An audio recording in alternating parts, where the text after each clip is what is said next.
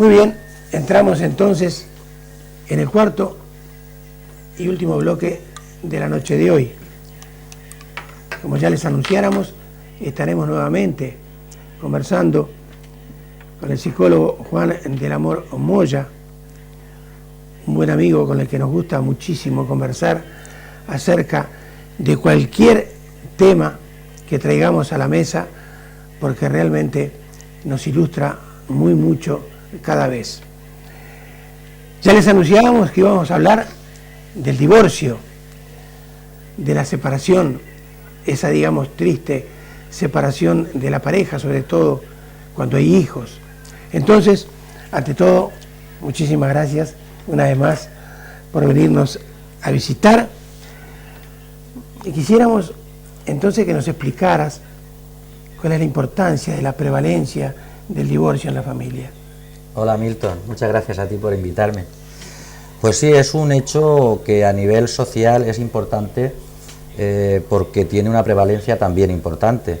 Ten en cuenta que de los estudios que hay, en España concretamente, de los matrimonios que se producen en un año, de las parejas que se juntan en un año, pues el 30% acaban rompiéndose en ese año. Y si nos vamos a cuántos matrimonios finalizan como matrimonios, pues se rompen hasta el 40% a lo largo de una vida. Luego es un dato muy importante, porque prácticamente en qué familia no se da un hecho parecido. Y eso si hablamos de España. Hay estudios, por ejemplo, yo hice una jornada sobre familia y un profesor argentino decía que de las parejas en Argentina el 5% tienen una vida en pareja satisfactoria, el 25% se rompen y el 70% viven una vida con cierto grado de conflictividad. Y recuerdo también que una doctora, profesora de la Universidad de México, Distrito Federal, nos vino a decir que la media de estabilizarse una pareja es al tercer matrimonio, a la tercera vez va la vencida. Esto es importante a nivel social, pero todavía más importante por la repercusión que pueda tener pues en los hijos, que es lo que más nos interesa a nosotros en estos programas. Claro. ¿Cuáles son, en tu criterio, o realmente cuáles son las facetas, las causas que influyen entonces en esta separación? Estos días escuchábamos en televisión que venían las fiestas de fin de año y que increíblemente, debido a las fiestas de fin de año, para el mes de enero y febrero se prevén cualquier cantidad de divorcios. ¿Cuáles son las causas principales de divorcio? Pues causas hay múltiples. Y al hilo de lo que estás diciendo, también suele salir en la tele, ¿verdad?, que después del verano es cuando también más incidencia hay a la hora de romper, de la ruptura de parejas. Y tiene cierta explicación, porque realmente es en verano, es en el periodo vacacional, cuando más se relaciona con la pareja, cuanto más se interrelaciona, cuanto más tiempo estamos juntos. Y entonces hay más, llamémosle, espacio en el tiempo y para poder chocar. Y las causas pues son múltiples. Yo creo que cada pareja tendrá su causa, ¿no? Eso está claro, que cada pareja pues sabrá por qué llega a esa situación de ruptura. Pero hablando así en general, pues lo que podemos pensar todos, pues por ejemplo la presencia, la influencia, la incidencia de un tercero, ¿verdad? Bueno, eso es una causa muy importante. Es decir, cuando entra un tercero que rompe la pareja, pues esa es una buena causa. Buena me refiero en el sentido de suficiente causa, ¿no? Porque está claro que ya la otra persona pues no puede confiar o no confía. Entonces las infidelidades pues se perdonan muy poco. Después, pues bueno, a lo largo de la vida pues vamos conociendo más a la persona o se conoce más y también se evoluciona. Y en esa evolución pues hay diferencia de caracteres, hay unas diferencias terribles que son imposibles de poder casar, y entonces pues es otra causa. Luego también, como estamos viendo en los medios de comunicación, y igual podemos conocer a alguien pues la violencia de género es una causa. Luego, pues incluso cierto tipo de enfermedades relacionadas con la salud mental, como puede ser el alcoholismo, como puede ser a veces incluso la depresión. Una pareja que esté siempre deprimida, pues la otra, en este caso, pues claro, tiene unas vivencias negativas de ese matrimonio. Entonces, pues son causas múltiples las que puede haber, pero realmente cada pareja sí sabe qué es lo que le pasa y qué es lo que le ha hecho llegar a esa ruptura. Ahora, la cultura y la religión que se practica en los diferentes pueblos también hace que, por ejemplo, el divorcio. Nosotros sabemos que en Italia, se instauró en el año 1970 y aquí en España en 1980.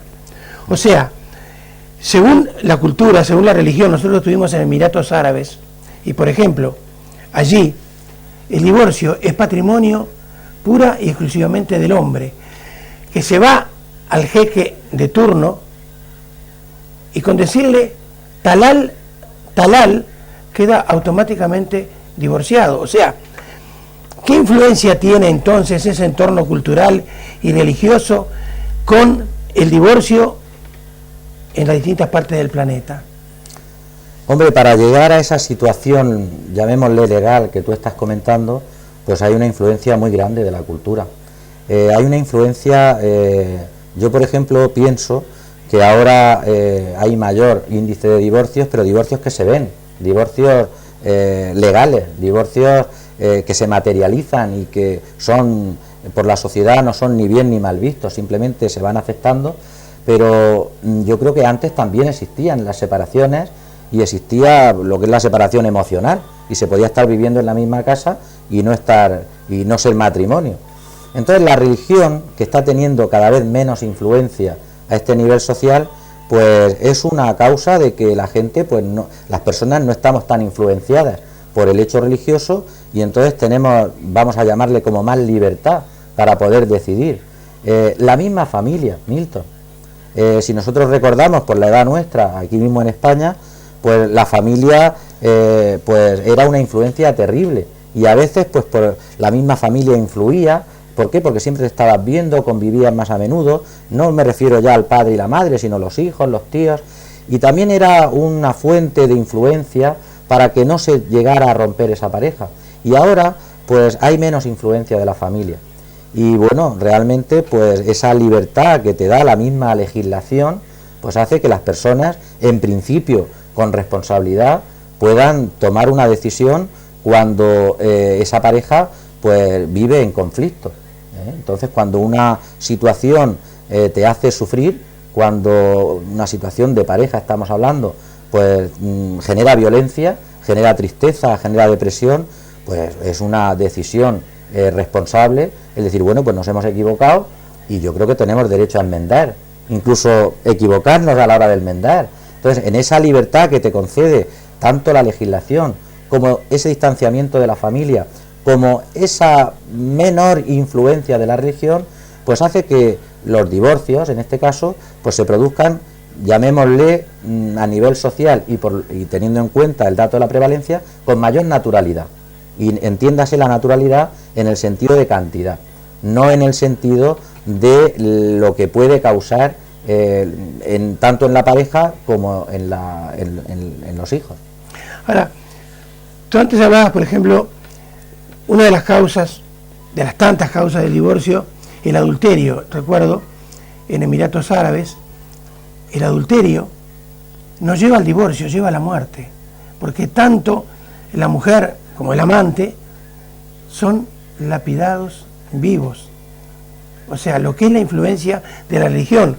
Una familia turca, recuerdo hace muchísimos años, en Montevideo, Uruguay, tenían un hijo y una hija, la hija se casa, a los 3 o 4 meses de casada se separa de su marido y su familia la repudia, porque para ellos la culpa era pura y exclusivamente de ella, sin fijarse en qué influyó ese divorcio y esa separación de la pareja. A veces me parece entonces cruel lo que la religión hace con este tipo de relaciones humanas.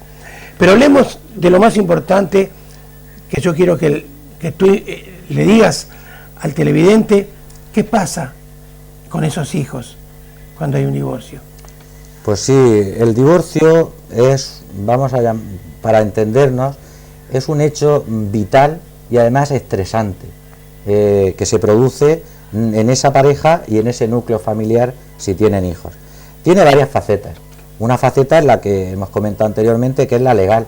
Esa faceta está claro que la legislación es la que marca lo que tiene que hacer, tanto en el juzgado como en ese contrato que se ha firmado. Ahí también influye cómo se trate con respecto a los hijos. Hay una faceta emocional, y está clarísimo, se ha roto. Es de entender que esa pareja se quiere, y cuando se quiere hay amor, y por eso han tomado esa decisión. Ese amor se rompe y entonces emocionalmente afecta. Hay otra faceta que es económica, Milton. Tenemos que tener en cuenta que cuando se vive en pareja, aunque después se siga ganando lo mismo, pero en pareja se ahorra, en la familia se ahorra. Cuando se rompe esa pareja, pues económicamente se sufre, y luego va a tener unas repercusiones. Y hay otra faceta importante que es el cambio. Puede haber cambios, y hay cambios, está claro. Normalmente no se sigue viviendo en el mismo sitio, hay alguien que se cambia, lo peor, por ejemplo, es que se cambian los hijos, pero bueno, lo cierto es verdad que hay cambios. Entonces, esas cuatro facetas son las que influyen tanto en la pareja como en los críos, en los hijos, en las hijas que tenga ese matrimonio. Y está claro que influye. Dependiendo de la edad, influye de una manera o de otra. Pues, por ejemplo, hasta los 5 años, las criaturas que tienen vamos a llamarle, viven de fantasía, me refiero con respecto a la mente, es más fantasiosa, pues llegan a tener cierto complejo de culpa. Los críos pequeñicos se piensan, igual que se han separado, pues porque no he comido, o porque no he hecho los deberes, o porque me he portado mal. Y entonces fantasean con esa situación y se les crea cierto complejo de culpa.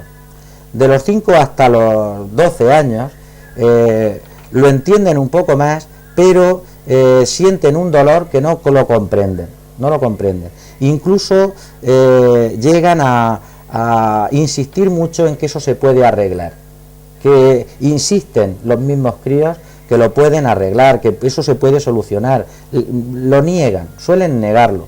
Y luego en la adolescencia, pues la actitud, la reacción es muy bien distinta, es más agresiva por parte de los varones, tienen otras influencias, incluso físicas, Milton.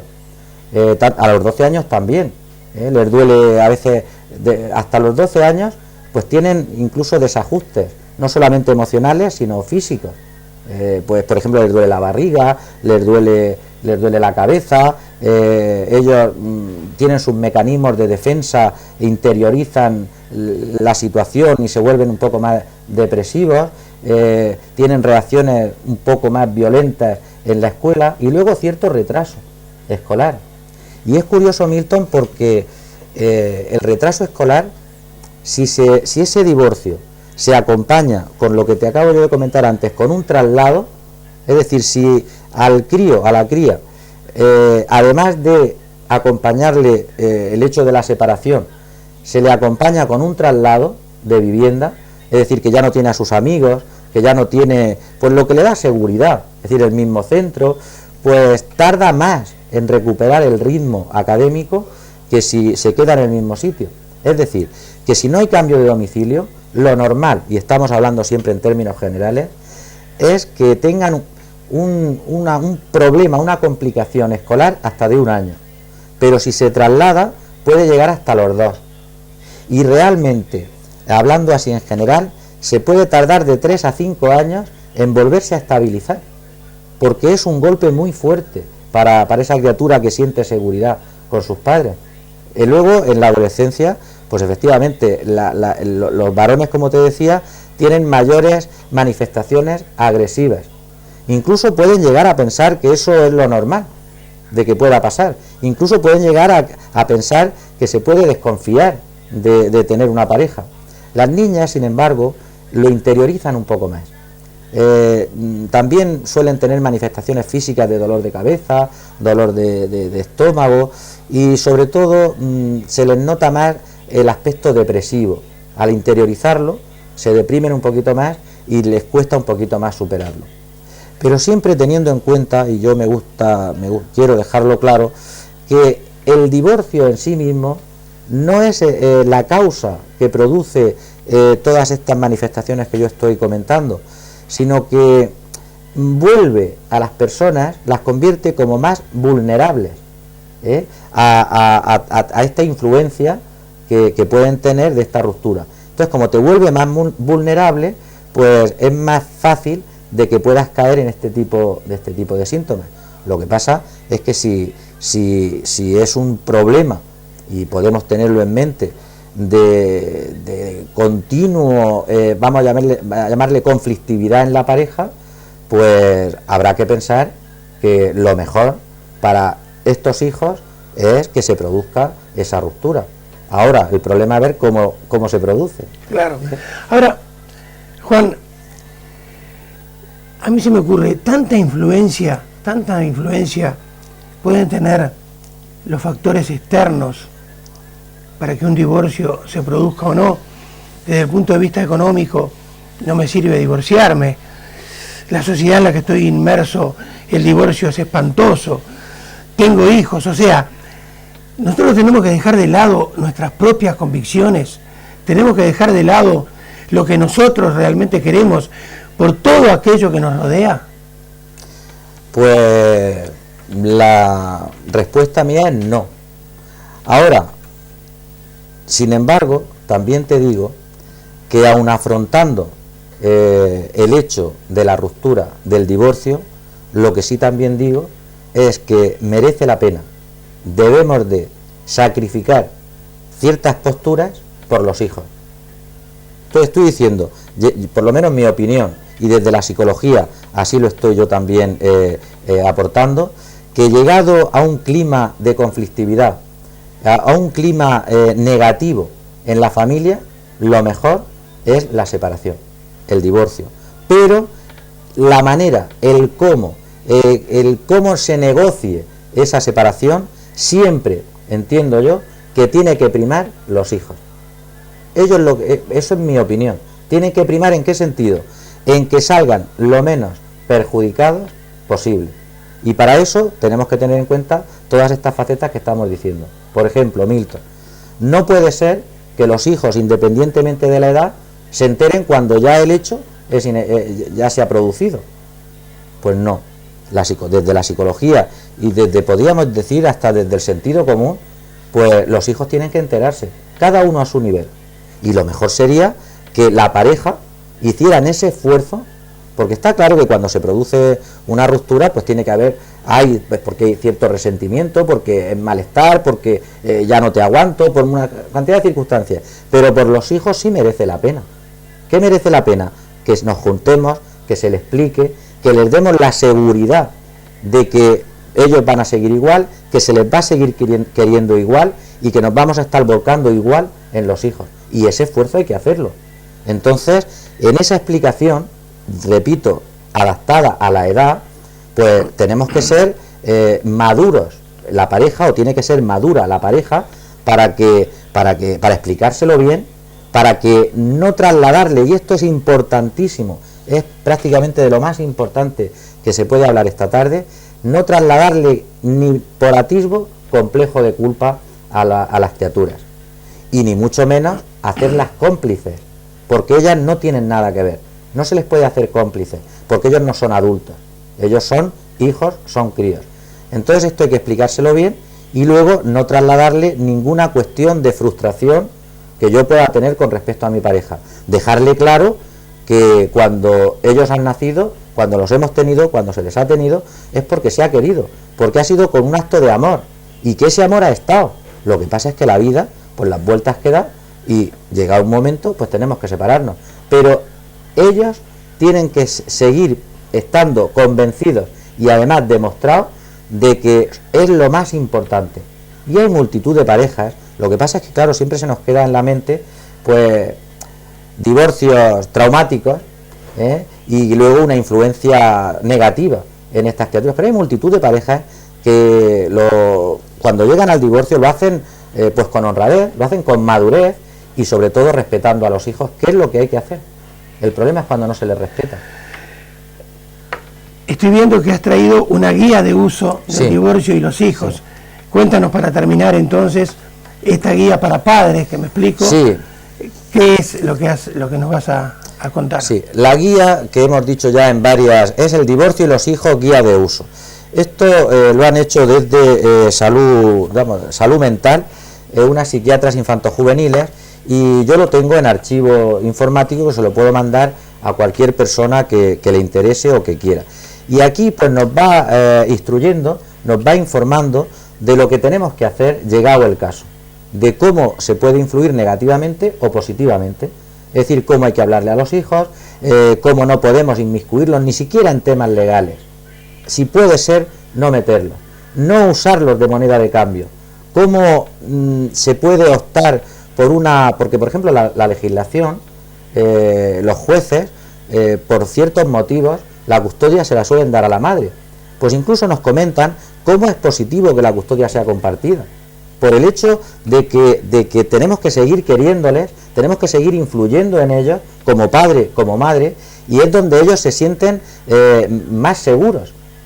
Compartida significa que hay un tiempo, sea un año, sea medio año, que está con el padre, y otro medio año, otro año con la madre.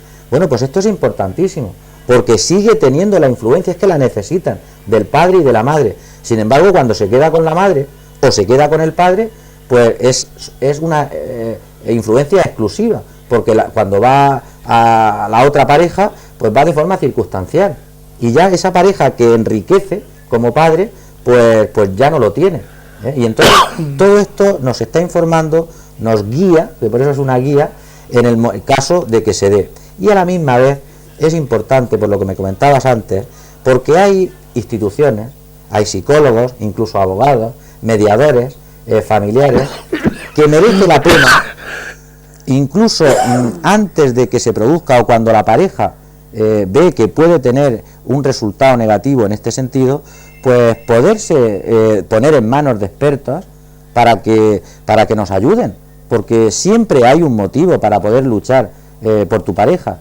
porque cuando uno está en pareja es porque se ama, ¿no? Pues siempre hay que buscar el motivo por el cual uno puede seguir adelante con madurez. Y después, pues también informa en ciertas cuestiones de no trasladarles pues negativismo, de no hablar mal de la pareja que no está, porque eso, además de ser negativo en sí mismo, pues le estás trasladando al crío una actitud que no se merece la pareja que no está, sea el padre o sea la madre, porque a fin de cuentas siempre será su padre, siempre será su madre. Y luego también ayuda de si esta pareja pues entabla una nueva relación, cómo hay que llevarlo, cómo se puede introducir en esta nueva familia, incluso también de la familia de alrededor. Y en eso, hasta ahora yo la experiencia que tengo en conocidos, en mí mismo, es que la familia suele ayudar. La familia sí se vuelca con estas criaturas, con las crías que sus padres se han divorciado, se suelen volcar, les suelen ayudar y suelen estar con ellos. Estar casado es un arte, y el fracaso del artista que forma ese matrimonio es lo que lleva al divorcio. Pues seguro, porque yo creo que cuando nos casamos todos pues pensamos que es para siempre. Yo por lo menos así lo pienso, y creo que la mayor parte de personas. Entonces cuando se fracasa, pues siempre es un fracaso personal y de arte, como tú dices. Pero yo no lo veo más como fracaso, puede ser más una equivocación, puede ser en ese sentido, pues oye, que llega un momento en que, bueno, pues no puede ser y no pasa nada. Si hay madurez, no pasa nada. Simplemente llevarlo con valentía, llevarlo con honradez, llevarlo con madurez y respetando a los hijos. Y yo creo que tenemos derecho a intentar ser felices otra vez. Sí. Para terminar, ¿dónde te pueden pedir entonces? Repite una vez más, las personas que estén interesadas, ¿dónde te pueden pedir en la guía de uso del divorcio y los hijos?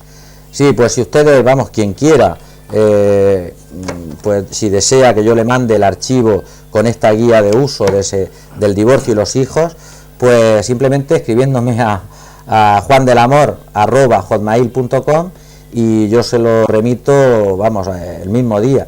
Lo que sí les rogaría, porque como hemos hablado de varios temas, pues es que cuando me lo pidan, pues me digan de qué tema es, porque hemos hablado de celos, hemos hablado de miedos, hemos hablado del divorcio, pues que tengan la bondad, si no, les mandaré este último, porque hay gente que me lo pide, pero de las últimas que me lo han pedido no me decían de qué, y yo entendía que era del último tema, que no pasa nada, si me equivoco o no es ese, pues me vuelven a escribir y yo se lo mando. Muy bien, muchísimas gracias una vez más por haber venido a ilustrarnos de una manera magnífica como siempre. La próxima entrega que tendremos será ya para el día 8 de enero, porque vienen las Navidades, fin de año, año nuevo, esas 2 semanas descansaremos, pero ya para el día 8 de enero tendremos nuevamente con nosotros a Juan hablándonos, en este caso, del sueño, ¿puede ser? Muy bien, del sueño. Muy bien. Que es importantísimo, ¿verdad? El sueño. Sí, será importante. Fíjate, si es importante que nos morimos si no dormimos. Exacto. Sí. Nada más desearles entonces felices fiestas, feliz Nochebuena, feliz Navidad, fin de año, año nuevo, y Dios mediante entonces, el día 8 de enero nos volveremos a reencontrar aquí, en esta misma casa. Hasta entonces.